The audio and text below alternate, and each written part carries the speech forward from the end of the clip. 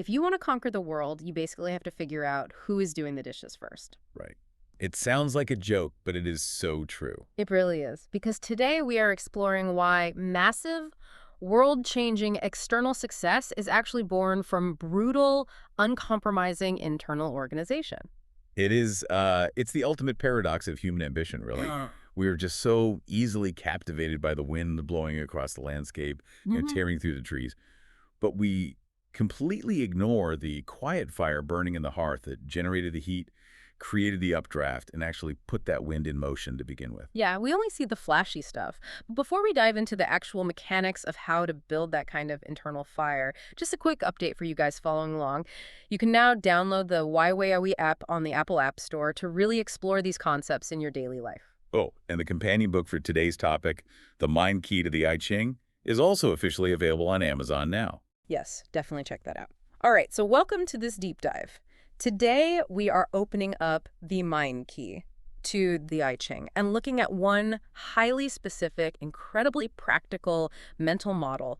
We are examining the Jia Ren hexagram. Which has a direct translation of family. Right, but to be totally clear, we are not just talking about your parents and siblings here. No, not at all. Family in this context is really a proxy for any closed internal ecosystem. Yeah. So, I mean, we're talking about your startup co-founders, your corporate department, a house full of college roommates, or even just the ecosystem of your own personal daily habits. It applies to all of that. Exactly. Yeah. And the text uses this brilliant visual metaphor to explain how a successful ecosystem functions. It stacks the symbol for wind over the symbol for fire. Okay, I want to visualize that for a second. Wind over fire. What are the actual physics of that relationship? Well, picture a controlled fire burning steadily at the bottom, safely contained in a stone hearth. As that wood burns, it naturally generates intense heat, and heat rises. So as it pushes upward, it creates a powerful thermal updraft. The wind catches that rising energy and blows it outward, carrying the warmth and the light far away from the source. So if I'm mapping this out, the fire represents your internal structure, the unglamorous behind-the-scenes reality, and the wind is your external reputation, your market share, or your public success. That is the core mechanism, yeah. If your internal fire is weak, there is no thermal updraft. You basically generate no wind. That makes sense. Conversely, if your fire is burning completely out of control and setting the whole house on fire, the wind will just scatter your ashes. So the mission of this session is to uncover the specific psychological stages required to build a rock-solid internal foundation. We have to learn to manage the fire so your influence can actually spread. And the text breaks this down into very distinct stages, right? Starting from literally day one of a new relationship or venture. Yep, day one. And the principle for this first stage is something I think a lot of people will find incredibly uncomfortable. The rule is boundaries before brotherhood. Yeah, the ancient text uses a highly specific phrase here, Jia. It translates to guarding the home, but the imagery specifically refers to building a wooden fence. A literal wooden fence. Right. The psychology driven by this is a strong, proactive energy at the very root of the relationship. The mandate is to establish physical, financial, and psychological boundaries before human emotions have a chance to muddy the waters. I mean, I see the logic, but isn't there a massive risk that relying on a rigid rule book makes the culture too cold? How do you mean? Well, imagine you are sitting down on day one of a thrilling new tech venture. You are with your best friends. The energy in the room is just electric. You are convinced you are going to change the world. Right. Everyone is excited. Yeah. And then you are supposed to stop the momentum and say, hey, guys, before we order the celebratory pizza, let's draft some rigorous exit clauses and legally define what happens when one of us inevitably stops pulling our weight. It sounds awful. It really does. Or imagine moving into a new apartment with your closest friend and immediately pulling out like a laminated chore chart. It feels like a total buzzkill. It definitely feels like a buzzkill in that initial euphoric moment. But the underlying psychology is critical to understand here. Relying purely on affection and shared excitement is a biological trap. A trap. Absolutely. Because affection fluctuates based on blood sugar, sleep deprivation, and external stress. If your entire organizational structure relies on everyone just having a good time and vibing together, the exact second the vibe shifts. The structure collapses. Exactly. It completely collapses. But doesn't building a literal or metaphorical fence on day one stifle the very creativity and trust that sparked the venture in the first place? I'd argue it actually does the opposite. Building that wooden fence on day one prevents resentment on day 100. You have to establish the rules of engagement when everyone's prefrontal cortex is engaged and their head is clear. Oh, because later they won't be thinking clearly. Right. Once the fire gets hot, once real money's on the line, or someone hasn't slept in 3 days, you will lose the ability to think rationally. You need the fence to lean on. The text specifically notes that by setting these boundaries early, remorse disappears. You are systematically pre-solving future arguments. Oh, wow. You pre-solve the argument because the rule becomes the bad guy, not you. Exactly. You don't have to say, I think you're being lazy and you need to leave the company. You just point to the paper and say, well, according to the vesting schedule we both legally agreed to when we were perfectly happy, this is what happens next. You are removing the emotional load from the conflict. The boundary protects the relationship from the inevitable stress of the work. Okay, so the rules are set, the fence is built, the initial excitement eventually fades into the reality of the daily grind. How does the system sustain itself when the novelty wears off? This brings us to the second stage. The text talks about unassuming, dedicated support. Basically, the unsung heroes working in the engine room. So we are moving into the inner core of the fire now. Yes. The original phrasing here is wu yu sui, zai zong kui. This describes a position where a person has no wild ambition to go out and conquer the world, but rather focuses entirely on providing the food, the sustenance, the internal care. It is a yielding position, completely devoid of ego. Whenever I read this, I picture the back-end operations of a modern business. Oh, that's a perfect analogy. Right. You have the flashy sales team out there whining and dining clients, closing million-dollar deals, and ringing the bell on the trading floor. But hidden away on another floor, you have HR, the accountants, the IT security staff, the supply chain managers. Yeah, the engine room. And they are never going to be on the cover of Forbes magazine. But if payroll misses a cycle or the servers go down for 12 hours, that flashy sales team is unemployed by Friday. Exactly. And the mistake people make is viewing this yielding position as a lack of ambition or a sign of weakness. It is actually about a profound strategic understanding of placement. The wisdom of this second stage is actively resisting the urge to step out of your lane to seek external validation. But what happens when someone in that position can't resist the urge? Like, how does the ego usually flare up here? Well, think about the shadow side of this dynamic. Yeah. Imagine someone hired to manage the internal logistics of a massive project. For months, they quietly keep everything running. But eventually, they look at the front-facing executives getting all the applause, the bonuses, and the credit. And their ego flares up. Right. They decide they deserve that spotlight. So they abandon their internal duties and start trying to meddle in frontline strategy meetings. They basically smash the rice pot to go try and find a sword. That is a great way to put it. Yeah. And the result is always catastrophic. They fail at the frontline strategy because it requires a completely different skill set. And meanwhile, the internal logistical system they abandon completely collapses. The fire goes out because nobody is feeding it wood anymore. Wow. Finding immense power in just sustaining the system is a very quiet, very rare kind of leadership. It is recognizing that making sure the team is fed, paid, and protected from chaos is the prerequisite for anything the team actually produces. It is the ultimate reality check for anyone obsessed with scaling, too.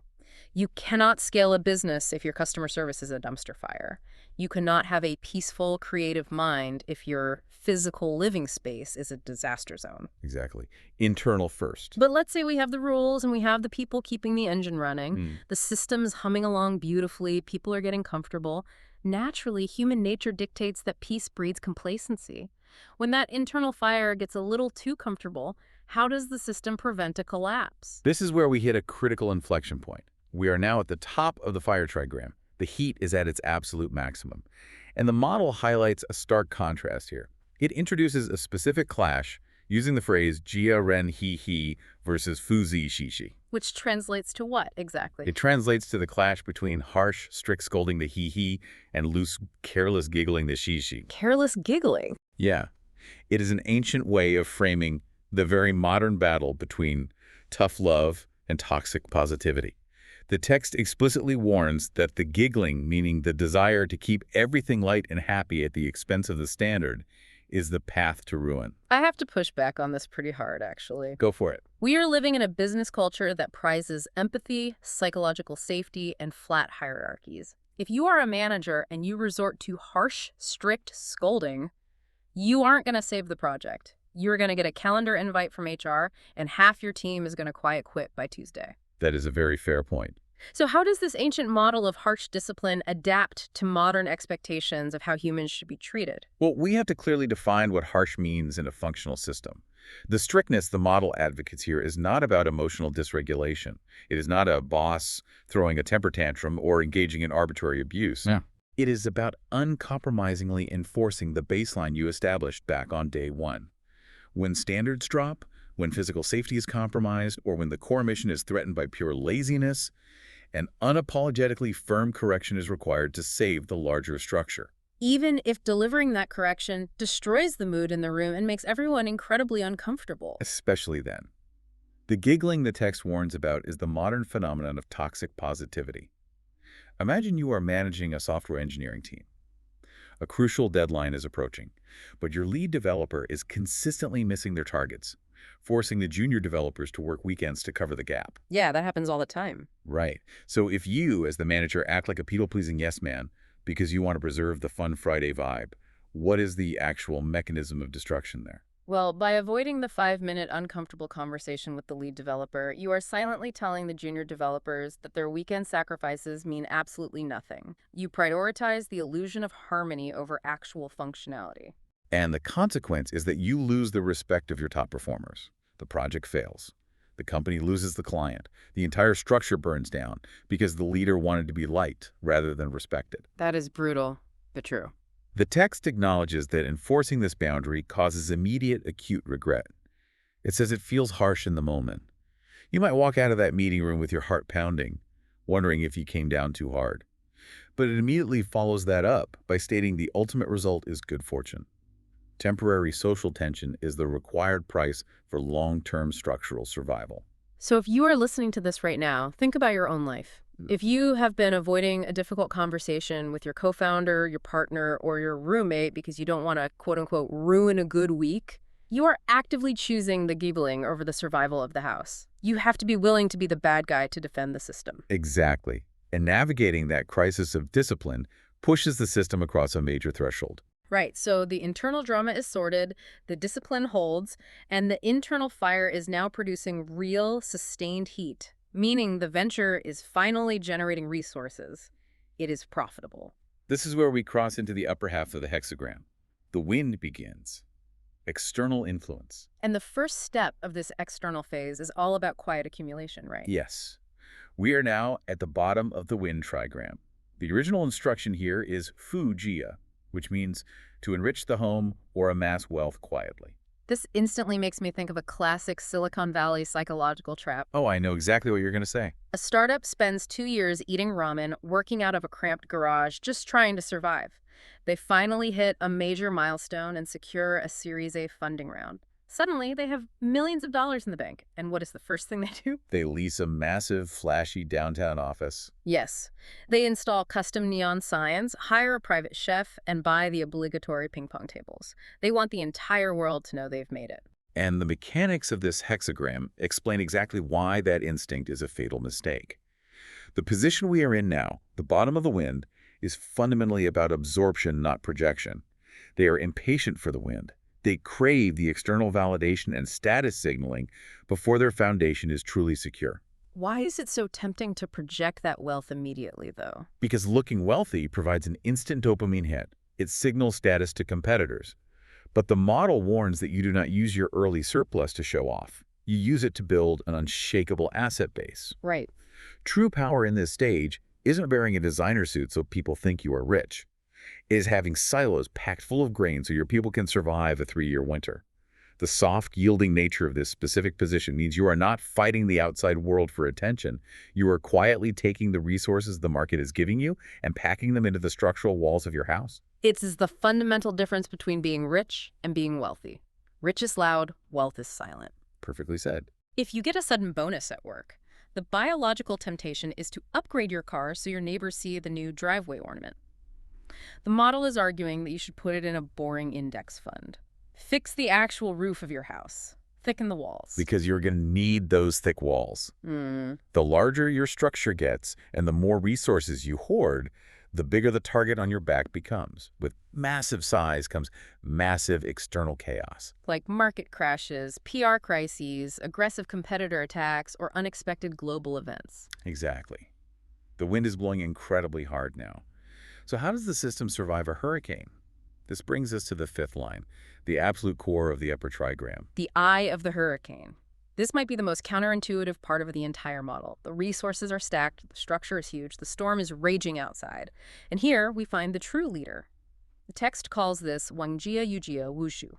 The king arrives in the home, do not worry. The psychological shift required of the leader at this stage is absolutely fascinating. Remember, back in stage 1, they had to be highly proactive, drafting rules and building the wooden fence. Right. In stage 3, they had to step up, confront failure, and harshly discipline the team. But here, at the absolute peak of their influence and power, the instruction is simply to be a pure, grounded presence. The king arrives. Do not worry. I really need to understand the mechanism here. The market is crashing, the board of directors is panicking, and the instruction to the CEO is just do not worry. No action plan, no rousing speech to the troops. At this elite level of leadership, pure presence is the action. The leader doesn't need to yell, and they don't need to write new procedural manuals. The system they meticulously built in the previous stages is already executing those functions. Oh, I see.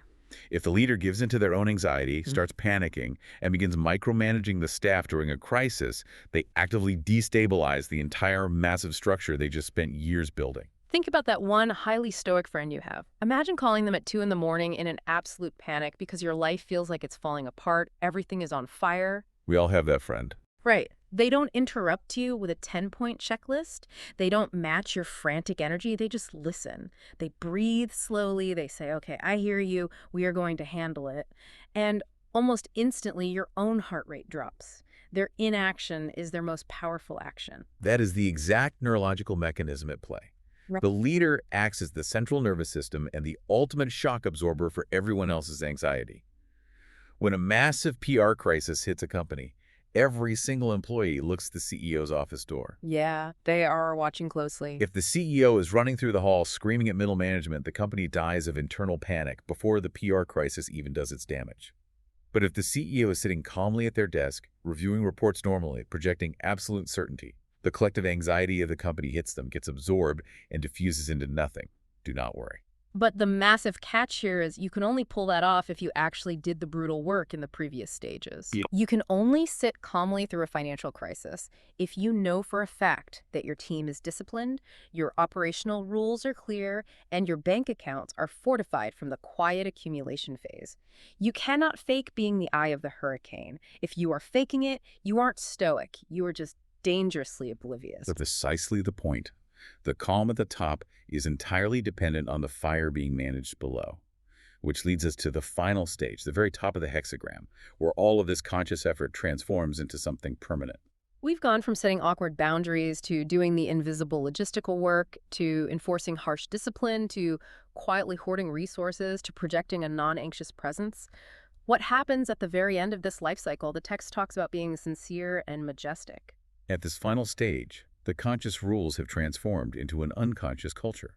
You no longer need a rule book, a chore chart, or a strict manager, because the integrity and the authority are now baked directly into the group's DNA. How does that actually happen, practically speaking? How does a rule become a culture? It is the mechanism of habituation and neuroplasticity, but on a group level.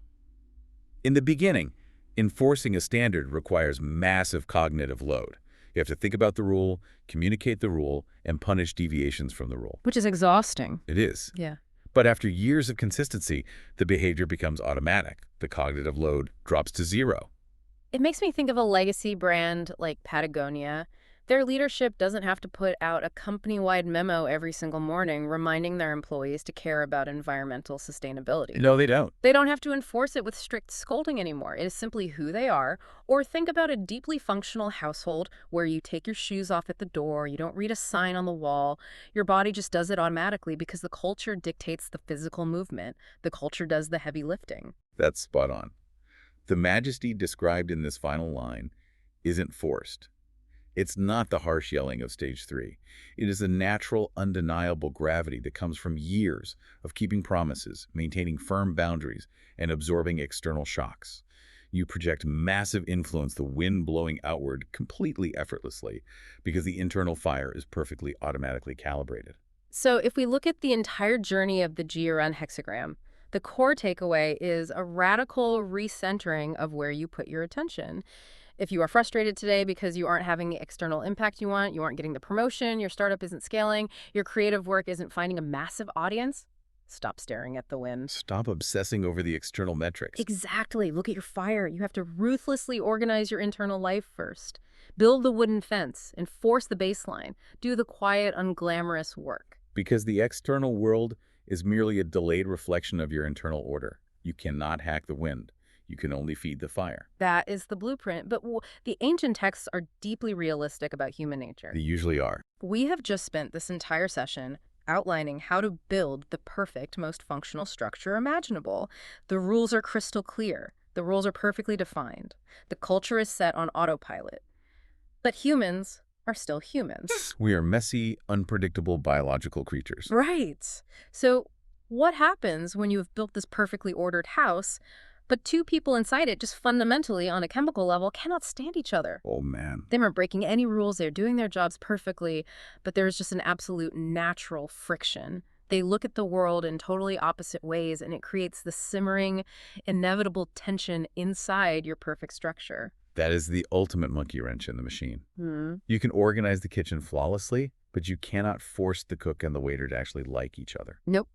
And that clash of perspectives, that natural, unavoidable human friction, is exactly what the next hexagram in the sequence explores. It is called coup, which translates to opposition or polarization. Its visual metaphor is fire over a lake, two elements that fundamentally cannot mix without destroying each other. It forces a massive question for everyone listening. How do you harness natural opposition instead of letting it burn down your perfectly planned life? If you have your house in order, but you are still dealing with that one person who just biologically grates on your last nerve, how do you use that friction as fuel? That's a tough one. It really is. Mull that over this week, you guys. Think about where your own internal structure is strong and where your wooden fence might need some immediate mending. Until next time, keep your fire contained and let the wind do its work.